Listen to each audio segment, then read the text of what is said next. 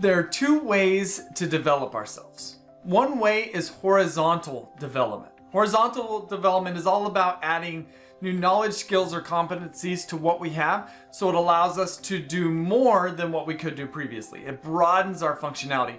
Vertical development, on the other hand, isn't about broadening our functionality.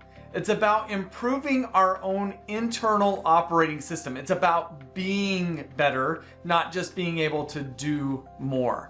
What research on vertical development has found is that there are different vertical development levels that people can operate from. I call them Mind 1.0, Mind 2.0, and Mind 3.0. The higher up on these levels is we become more complex. We become more sophisticated, particularly cognitively and emotionally. We make meaning in really mature ways. Unfortunately, only a small percentage of people ever get to Mind 3.0.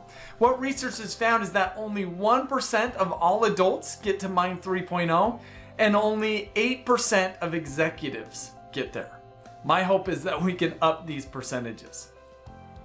But in this video, I want to unpack what Mind 3.0 is and how it differs from Mind 1.0 and Mind 2.0.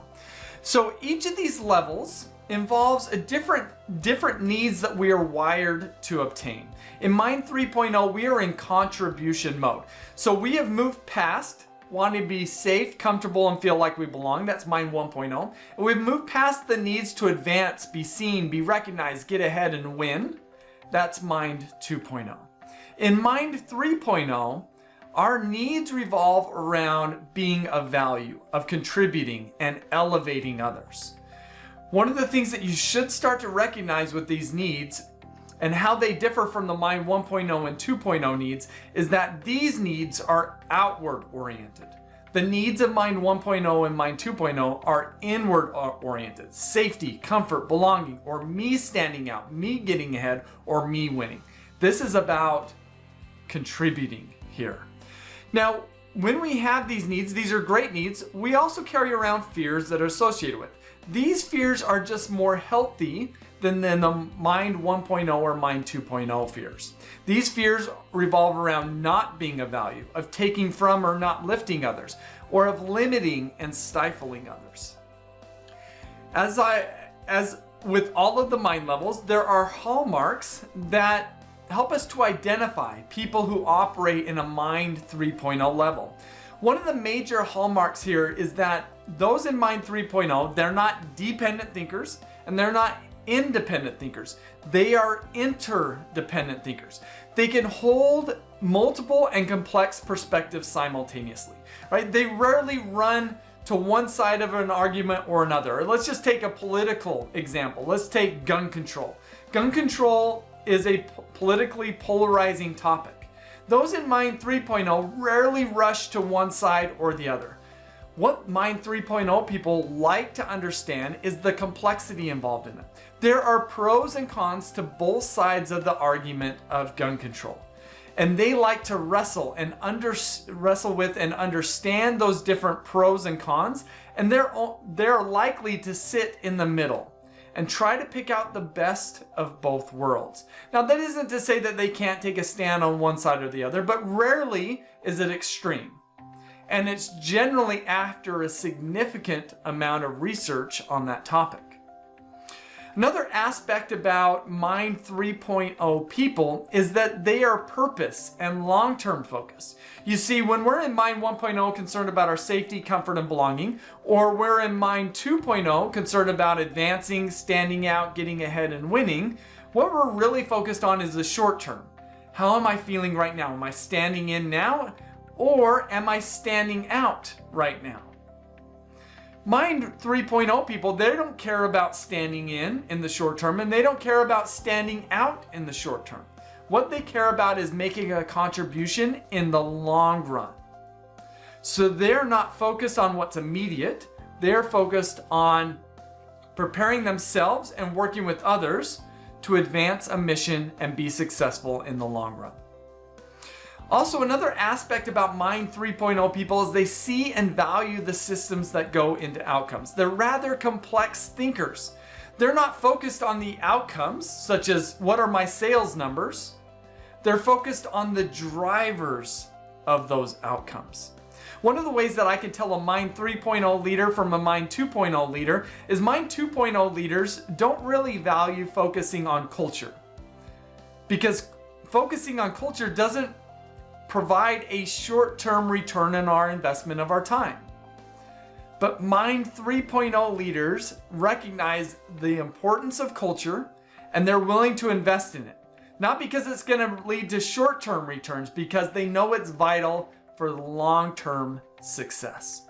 They're able to see that complexity and prioritize the long-term success over the short-term success.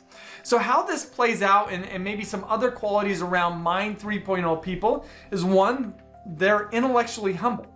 2, they're psychologically flexible. They're not rigid in terms of where they're at. They've got a wide window of tolerance. It's hard for them to get set outside of that window of tolerance. And when they're out there, it's easy for them to get back in. They're much more emotionally intelligent. I think a lot of times trainers around emotional intelligence boil it down to a horizontal development topic, but it's really a vertical development topic. And those who are in Mind 3.0 are infinite-minded as opposed to finite-minded. And that's similar to the concept of playing the long-term game versus the short-term game. And so when I think about what does a Mind 3.0 person look like, and I've described a Mind 1.0 penguin as one who wants to be in the center of the huddle. A Mind 2.0 penguin is one that wants to be up on a hill where they can be seen and recognized, where they can command and guide and direct. But a Mind 3.0 penguin doesn't care about being in the center of the huddle, and they don't care about being up on a hill where they can be seen and recognized and where they can direct. A Mind 3.0 penguin is concerned about adding value to the colony. And if you know anything about penguins, at least emperor penguins, they spend a significant amount of time of their year 30 to 50 miles from their food source as they're incubating their eggs. And a Mind 3.0 penguin is likely to recognize this and think to themselves, man, if I could bring a food source to the colony, that would make a huge impact. So I think about Mind 3.0 penguins, this is a bit of a stretch, but they're kind of like farmer penguins. Again, they don't want to be in the center of the huddle. They don't want to be up on a hill. They want to do something that adds value to the colony.